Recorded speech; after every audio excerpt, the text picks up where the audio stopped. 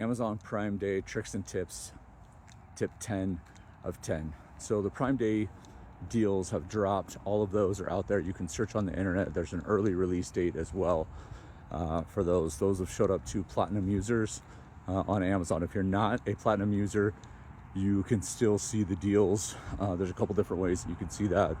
Oink for Influencers extension. Anyway, so the last deal is a little bit more about you as opposed to what you can do for your audience to get them to know, is to create a journal or a notebook where you are tracking most of the things that you're doing. And the reason why is because coming up in October, there's Amazon Prime deals. Coming up in November, there's Black Friday. You also have Cyber Monday.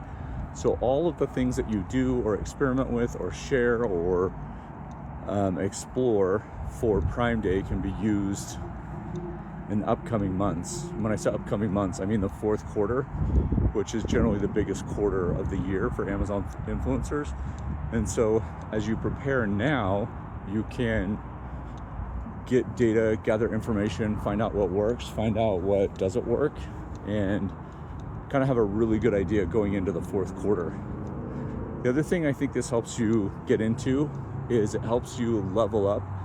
And even if you're making a couple $100s a month, is it helps you start to treat your quote unquote side hustle like a business.